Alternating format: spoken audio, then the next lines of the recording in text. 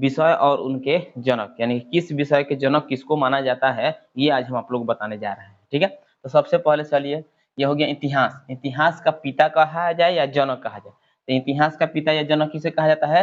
Herodotus को। ठीक है, इसको हेरोडोटस। संस्कृत का पिता या जनक किसे कहा जाता है? पाणिनि को। ठीक है, संस्कृत का पिता किसे कहा जाता है? पाणिनि कह सकते हैं। ठीक है, गणित का जनक किसे कहा जाता है? आर्किमिडीज को। कंप्यूटर का जनक किसे कहा जाता है?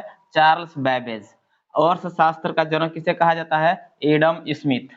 जीव विज्ञान का जनक किसे कहा जाता है? अरस्तु को। ठीक है, और होम्योपैथी का जनक किसे कहा जाता है? हैनी मेन को। ठीक है, तो कैसा लगा मेरा वीडियो? मेरे वीडियो को लाइक जरूर कीजिएगा। इसका क्वेश्चन आपका ये है, यानी कि भारत का जो राष्ट्रीय झंडा होता है उसकी लंबाई और चौड़ाई का अनुपात कितना होता है? ठीक है, भारत के राष्ट्रीय झंडा के लंबाई और चौड़ाई का अनुपात कितना होता है, इसका आंसर आपको कमेंट बॉक्स में जरूर बता।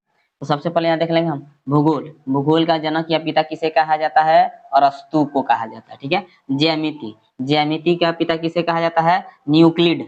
किसको कहा जाता है? न्यूक्लिड को कहा जाता है। ठीक है, जनक कहला या पिता कहला। क्षेत्रमिति का पिता या जनक किसे कहा जाता है? Leonard digs. किसको? लियोनार्ड डिग्स को कहा जाता है। किसका? ज्यामिति का पिता। सांख्यिकी का पिता किसे कहा जाता है? Ronald Fisher. रोनाल्ड फिशर, यानी कि सांख्यिकी के पिता का जनक किसे कहा जाता है? Ronald Fisher. अब आते हैं इंग्लिश ग्रामर। इंग्लिश ग्रामर का पिता किसे कहा जाता है? लिंडल मुरे। लिंडर मुरे। ठीक है, इंग्लिश ग्रामर का पिता लिंडल मुरे को कहा जाता है। त्रिकोणमिति का पिता किसे कहा जाता है? तो त्रिकोणमिति का पिता कहा जाता है हिप्परकस को। किसको? हिप्परकस को कहा जाता है त्रिकोणमिति का पिता या जनक। हिंदी साहित्य का जनक किसे कहा जाता है? भारतेंदु को। ठीक है, हिंदी साहित्य का जनक किसे कहा जाता है? भारतेंदु को।